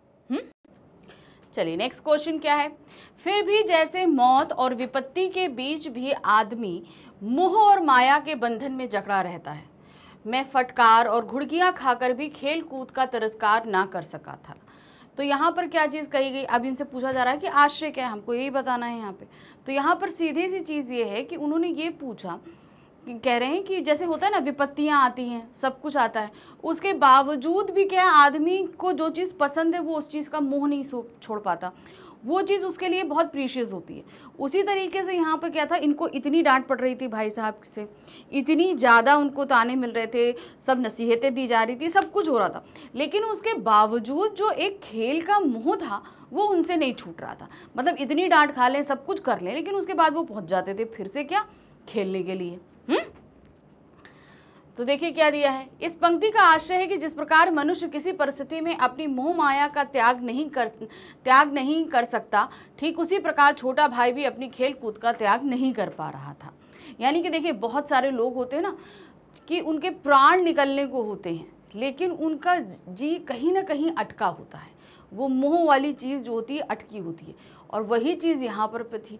यहाँ तो क्या था कि भाई पढ़ाई का जीवन भर का सवाल था, लेकिन उनको मोह नहीं छूट रहा था। ऐसे मोह आप लोगों को भी है, आपको पता है कि ये पढ़ाई हमारे भविष्य को बनाएगी, लेकिन उसके बावजूद आपको डिस्ट्रैक्ट करने वाली बहुत सारी चीज़ें होती हैं जिससे आप मोह नहीं छोड़ पाते।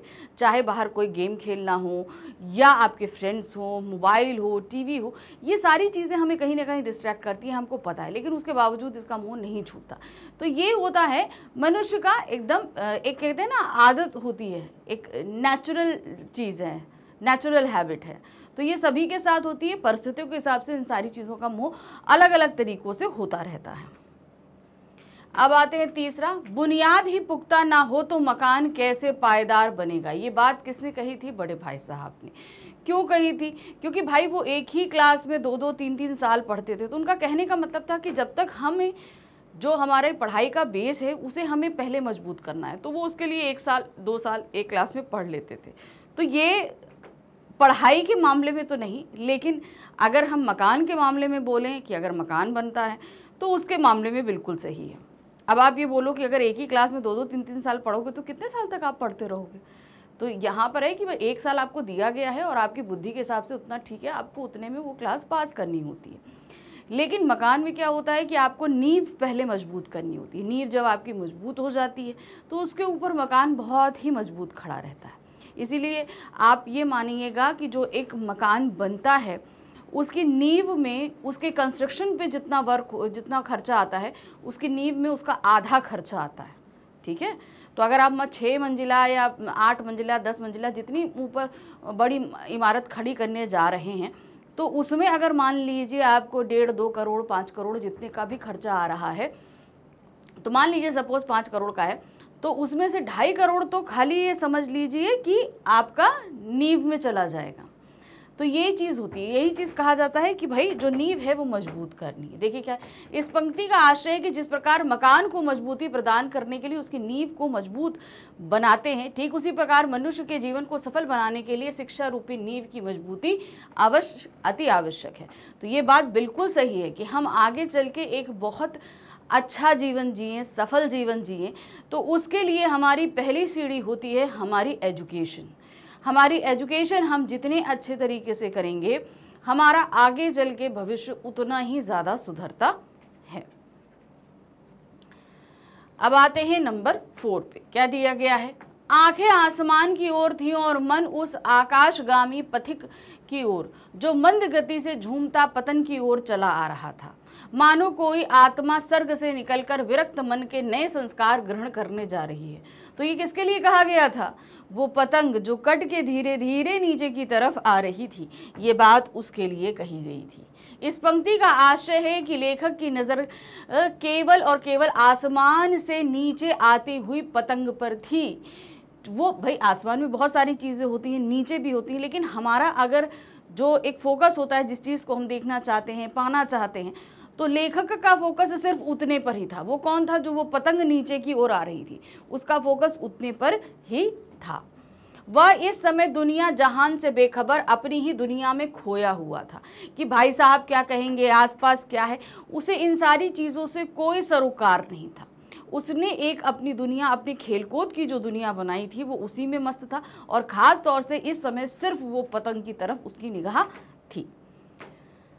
चलिए अब यहाँ पर देखिए, चैप्टर आधारित क्वेश्चन तो हमारे खत्म हो गए, जिसमें आपने देखा मौखिक प्रश्न जो वेरी शॉर्ट थे, फिर उसके बाद हमने 25 से 30 शब्दों जो शॉर्ट प्रश्न देखे, फिर उसके बाद हमने 50 से 60 लॉन्ग शब्द देखे, और फिर उसके बाद आश्रय स्पष्ट भी देखा। तो इस तरीके से हमने 4 तरीके के प्रश्नों को देख लिया है।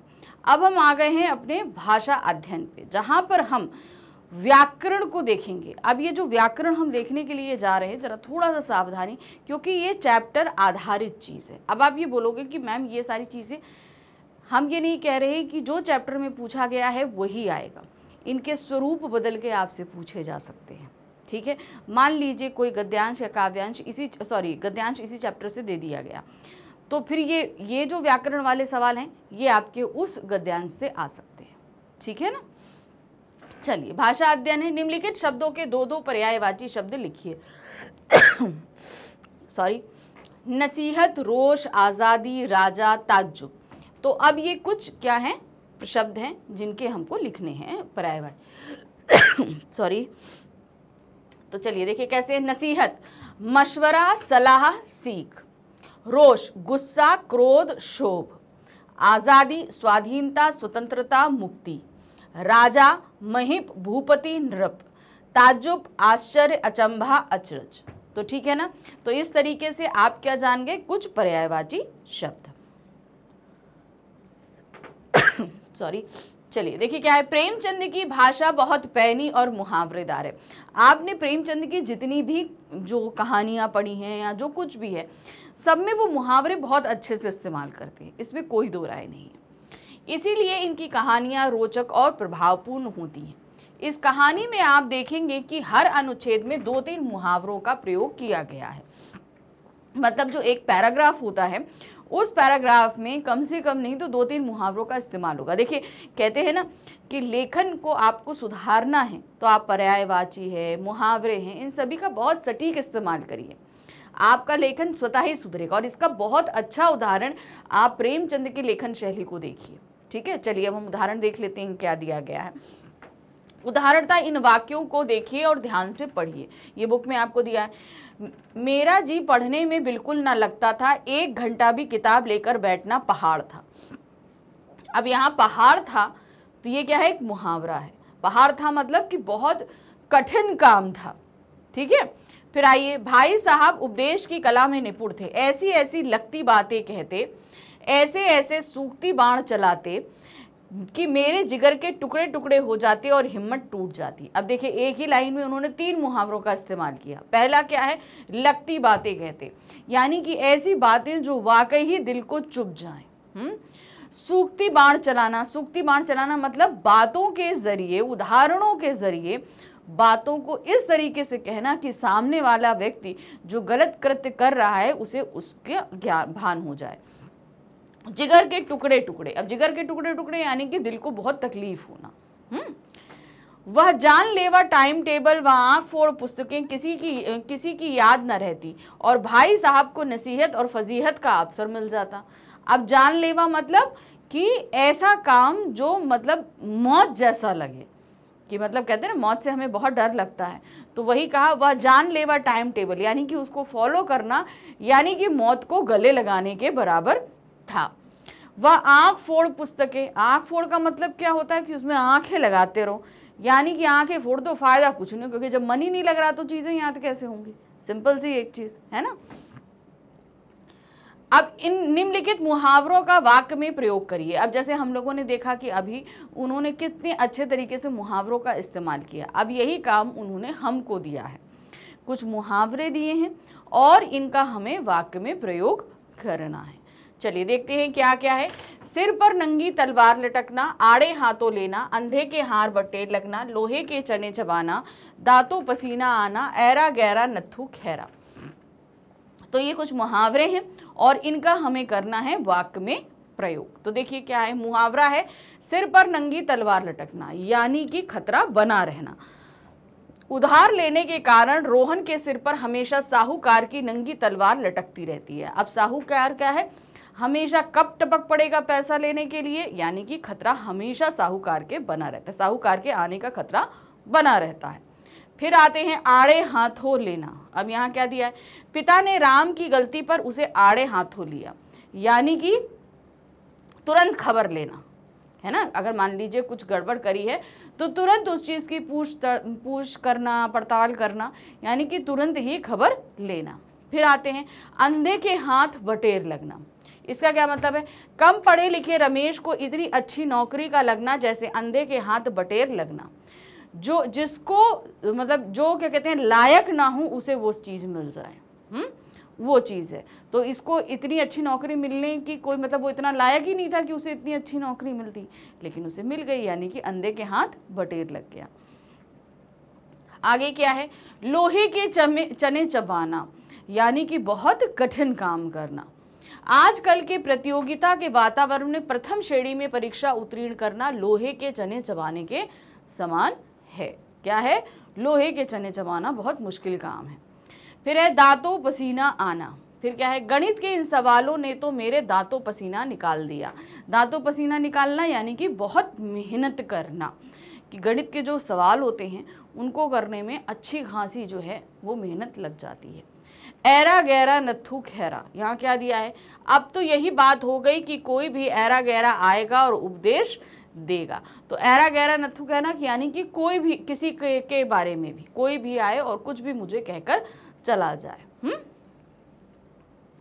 नेक्स्ट आते हैं, देखिए यहाँ क्या दिया है, निम्नलिखित तत्सम तद्भव देशी आगत शब्दों के दिए गए उदाहरणों के आधार पर छांट कर लिखिए। यानी कि अब आपके सामने कुछ शब्द दिए गए हैं, ये शब्द किस कैटेगरी में आ रहे हैं आपको लिखना है कि तत्सम हैं, तद्भव हैं, देशी हैं या आगत शब्द हैं। आपको लिखना है। जैसे तत्सम शब्द होता है, तत्सम शब्द क्या होते हैं, जो शब्द संस्कृत के एज इट इज हिंदी भाषा में ले लिए गए हैं, ठीक है। तद्भव क्या होते हैं, लिए संस्कृत से गए हैं लेकिन उनमें बदलाव कर दिया गया। जैसे आँख है, तो आँख को संस्कृत में हम क्या बोलते हैं, अक्षी बोलते हैं, लेकिन जब इसे हमने हिंदी में लिया तो इसको क्या कर दिया, आँख कर दिया। देशज शब्द यानी कि जो हमारी लोकल लैंग्वेजेस में बोले गए शब्द होते हैं, बहुत सारी हमारी जो लोकल लैंग्वेज है, हर जगह अलग अलग चीज़ें बोली जाती हैं, तो वो हमारी लोकल लैंग्वेज होती है जिसे देशी भाषा कहते हैं। आगत शब्द होते हैं हिंदी भाषा में आगत शब्द लिए गए हैं, यानी कि दूसरी भाषा के शब्द भी शामिल किए गए हैं, जिनमें आपका अंग्रेज़ी है, उर्दू है, उर्दू में भी आपके अरबी और फारसी दोनों रहते हैं। इसके अलावा भी बहुत सारे शब्दों को लिया गया है। अब आप ये बोलोगे कि इन्हीं दो का नाम सबसे ज़्यादा क्यों आता है आगत में। देखिए, अंग्रेज़ों ने हम भारत को उपनिवेश बनाया था, काफ़ी समय तक उस पर राज किया, इस कारण अंग्रेज़ी हमारी भाषा में स्वतः ही शामिल हो गई, ठीक है। हिंदी भाषा में अंग्रेज़ी भाषा के शब्द कुछ अपने आप ही शामिल हो गए। उसी तरीके से जो है वो मुग़ल आए, मुग़लों ने भी हमारे देश में बहुत समय तक राज किया, जिस वजह से हिंदी भाषा में वो उर्दू शब्दों का भी समागम हो गया अपने आप। तो इसलिए हिंदी भाषा में इन दो भाषाओं के शब्द प्रचुर मात्रा में पाए जाते हैं। लेकिन इसके अलावा भी पुर्तगाली हैं, आपके फ्रांसीसी हैं, ये सब भी आए हैं, लेकिन ये ज़्यादा समय तक भारत पर राज नहीं कर पाए, इसलिए इनकी भाषा के शब्द हिंदी में ज़्यादा शामिल नहीं हो पाए। थोड़े बहुत हुए लेकिन ज़्यादा नहीं हुए। अब जिन शब्दों को हमें कैटेगराइज करना है इन चारों में, वो शब्द देखिए क्या है।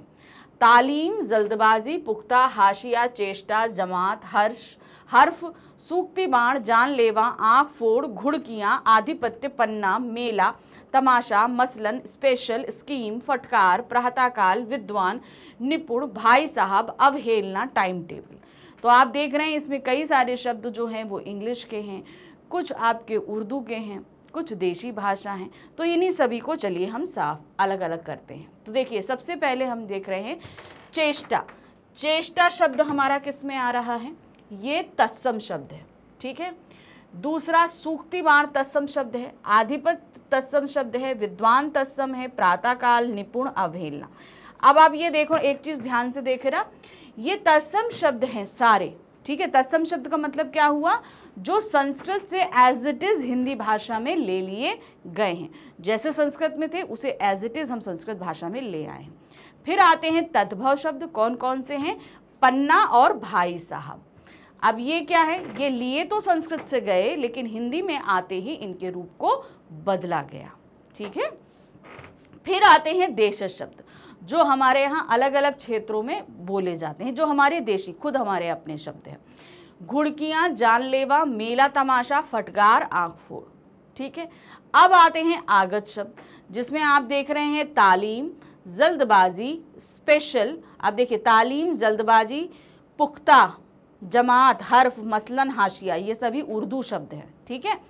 फिर आते हैं स्पेशल, स्कीम, टाइम टेबल, ये सभी हमारे क्या है, ये अंग्रेजी शब्द हैं। तो ये सभी किस में आएंगे, आगत शब्दों में। चलिए, नंबर 4 आ गए। क्रिया मुख्यतः दो प्रकार की होती है, सकर्मक और अकर्मक। हम सभी को पता है, मैं आपको पहले भी ये सारी चीज़ें पढ़ा चुकी हूँ, नहीं पढ़ी है तो ध्यान रखिए। क्रिया हमेशा इनके दो भेद हैं, सकर्मक और अकर्मक। सकर्मक का मतलब होता है जिस वाक्य में क्रिया के साथ कर्म मौजूद हो।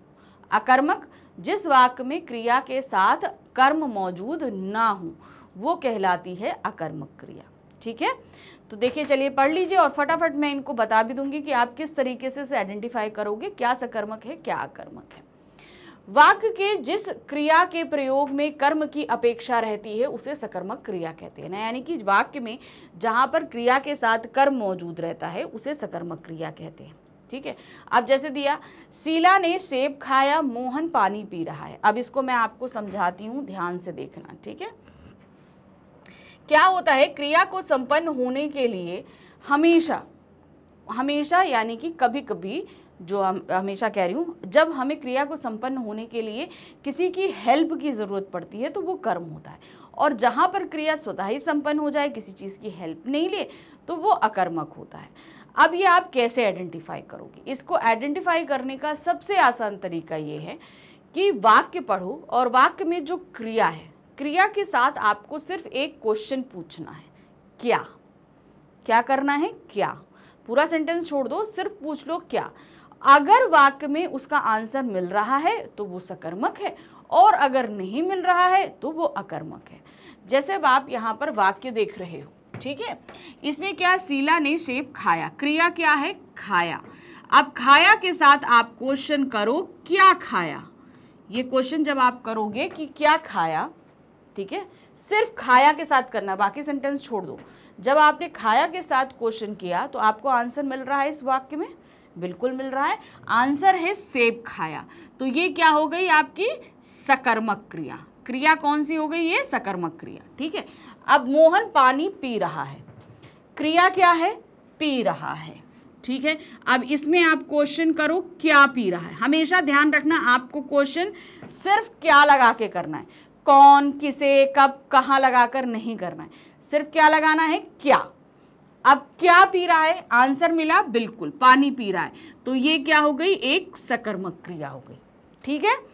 अब आ जाइए अकर्मक क्रिया। वाक्य के जिस क्रिया के प्रयोग में कर्म की अपेक्षा नहीं है उसे अकर्मक क्रिया कहते हैं।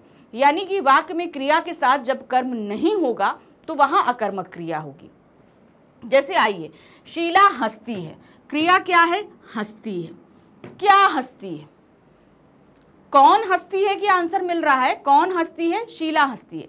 लेकिन क्या हंसती है, इसका आंसर मिल रहा है, बिल्कुल नहीं मिल रहा है। तो ये हमारी, जब हमने इससे फिर क्वेश्चन किया, इसी से हम सिर्फ क्या ही क्वेश्चन करेंगे, ठीक, क्या करेंगे, क्या क्वेश्चन करेंगे। आंसर मिला हमें, नहीं मिला, तो कौन सी हो गई, ये अकर्मक क्रिया हो गई। फिर बच्चा रो रहा है, क्रिया क्या है, रो रहा है। क्वेश्चन करिए इससे, क्या रो रहा है, कौन रो रहा है, मिल रहा है, बच्चा रो रहा है, ये हमें मिल रहा है।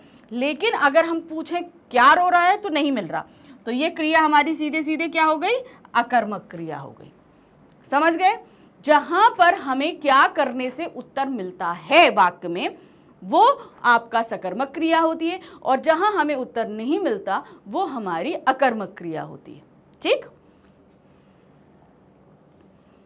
चलिए अब इसी में आपको छांटना है। देखिए उत्तर हमने दे दिए हैं, ठीक है, हम ये नहीं कह रहे कि उत्तर नहीं दी, क्योंकि हम तो उत्तर देने के लिए सोल्यूशन करा रही हूं आपको, लेकिन तब भी आपको समझाती हुई चलूंगी।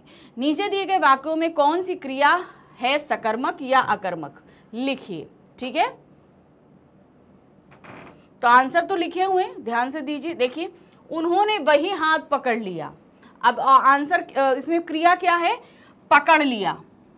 क्या पकड़ लिया, हाथ पकड़ लिया, तो ये कौन सी क्रिया हो गई, सकर्मक क्रिया, ठीक है ना। उत्तर मिला ना, सकर्मक क्रिया।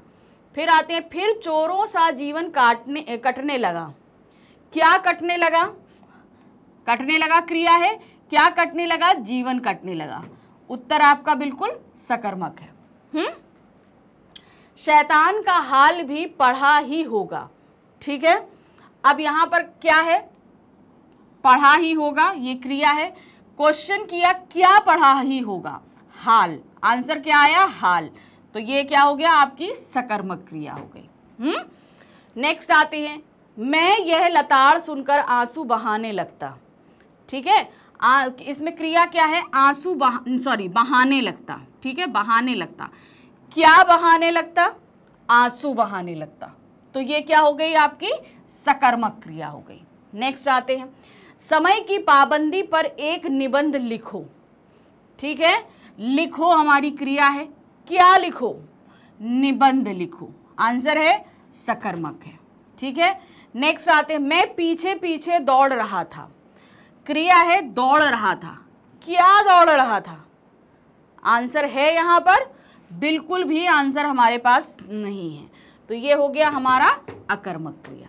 सिंपल, आपको सकर्मक अकर्मक क्रिया कोई इतनी बड़ी पहाड़ नहीं है, सिर्फ क्या लगा के उत्तर करो, आंसर मिला सकर्मक, नहीं मिला अकर्मक, ठीक है। थोड़ी प्रैक्टिस इसकी कर लेंगे, फटाफट आपको सब आ जाएगा। नेक्स्ट आते हैं, ये हमारा आखिरी क्वेश्चन है, नंबर 5। एक प्रत्यय लगाकर शब्द बनाइए। उपसर्ग प्रत्यय पढ़ा है ना, 9th में आप लोगों को उपसर्ग प्रत्यय पढ़ाया गया, आप लोग के सिलेबस में था। तो इसमें क्या करना है, आपको इक प्रत्यय लगाना है, सिंपल। जैसे यहाँ पर आ रहा है विचार, तो इसमें इक लगाओगे तो क्या हो जाएगा, वैचारिक। इतिहास में इक लगाओगे तो क्या हो जाएगा, ऐतिहासिक। फिर संसार में इक लगाओगे, सांसारिक। दिन में लगाओगे क्या हो जाएगा, दैनिक। नीति में लगाओगे तो क्या हो जाएगा, नैतिक। प्रयोग में लगाओगे तो क्या हो जाएगा, प्रायोगिक। अधिकार में लगाओ तो क्या हो जाएगा, आधिकारिक।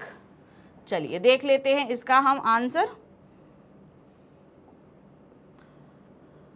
ये देखिए क्या है, विचार में हमने लगाया, विचार में आप देख रहे हो वैचारिक, इतिहास में आप देखो इसमें चेंजेस होते हैं। कई चीजें जो है ना स्टार्ट में खाली इक लगाने से इस चीजें नहीं बदलती। आपका क्या होता है कई बार कि स्टार्टिंग में भी चेंजेस होते हैं। जैसे यहाँ विचार का वैचारिक हो गया, इतिहास का ऐतिहासिक हो गया, दिन का दैनिक हो गया, नीति का नैतिक हो गया, प्रयोग का, अच्छा ये तो चलिए ठीक है। तो इसमें आप 4 शब्द ऐसे देखोगे कि जिनमें स्टार्टिंग में बदलाव हुआ है, ठीक है। तो ये कुछ चीजें हैं जहां आपको ध्यान रखनी होंगी, बाकी सारे देखिए वही चीज दी है। यहाँ पे देखिए अधिकार का आधिकारिक अ है, यहाँ पे आ गया। प्रयोग का प्रायोगिक, यहाँ पे भी बड़ा आ गया। नीति का नैतिक, दिन का दैनिक, संसार का सांसारिक, इतिहास का ऐतिहासिक, विचार का वैचारिक। ठीक है, क्लियर हुआ आप लोगों को? तो इसी तरीके से आपको ध्यान रखना। भाई उपसर्ग प्रत्यय पढ़े हैं तो ये तो हम आप लोग को याद ही होगा कि किस तरीके से इनमें जो है चीज़ें बदलती हैं या इनमें क्या चेंजेस होते हैं। कुछ ऐसे होते हैं जहाँ पे एक प्रत्यय एंड में लगता है, लेकिन स्टार्टिंग में भी काफ़ी चेंजेस हो जाते हैं। ठीक है, तो चलिए यहाँ पर ये एनसीईआरटी क्वेश्चंस खत्म हुए। तो एनसीईआरटी क्वेश्चंस तो खत्म कर लिए, तो अब क्या, आपको हर बार का पैटर्न एक चीज़ पता है, मैंने बताया है कि जब भी हम चैप्टर खत्म करते हैं हम आपको एक डीपीपी देते हैं, यानी कि डेली प्रैक्टिस पेपर। तो उसी तरीके से यहाँ पे भी मैं कर रही हूँ।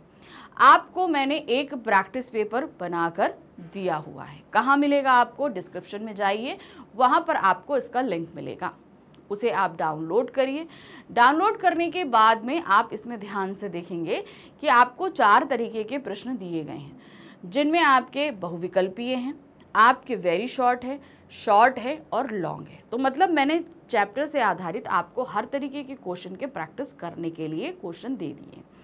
अब आपको ये क्वेश्चंस के आंसर देने हैं और मैं इनका सोल्यूशन लेकर आऊँगी अगले वीडियो में। अब सोल्यूशन लेकर आऊँ उससे पहले आपको बता दूँ कि आपको जितने भी क्वेश्चंस दिए गए हैं इनका आंसर आप लिटरली लिख कर सॉल्व करना। जो चीज़ मैं आपको बोल रही हूँ, क्यों मैं ऐसा बोल रही हूँ, रीज़न इसका ये है कि आप जितना, क्योंकि एग्ज़ाम तो आपका रिटन ही होना है ना रिटन, तो इसलिए प्रैक्टिस भी रिटन में ही होनी चाहिए। इनको रिटन में लिखिए। क्यों? क्योंकि इससे देखिए आपकी एक तो स्पीड बनेगी, दूसरी हैंडराइटिंग सुधरेगी, मिस्टेक जो है वो अलग हट जाएंगी, सारी जो मिस्टेक्स आपको लिखते समय हिंदी की होती हैं। उसके अलावा आपको आंसर राइटिंग आ जाएगा और दूसरा 5वीं चीज़ जो है आपका रिवीजन तो हो ही जाएगा। तो सोचिए अगर आप हर चैप्टर की ऐसे प्रैक्टिस करोगे तो आप कितने अच्छे तरीके से हिंदी लिखना, पढ़ना, आंसर बनाना सब कुछ सीख जाएंगे। ठीक है ना? तो चलिए फटाफट आप जो है डीपीपी डाउनलोड करिए, उसको सॉल्व करिए और अब हम लेकर आएंगे अपने नेक्स्ट वीडियो में उसी डीपीपी का सलूशन। ठीक है, thank you for watching, bye bye.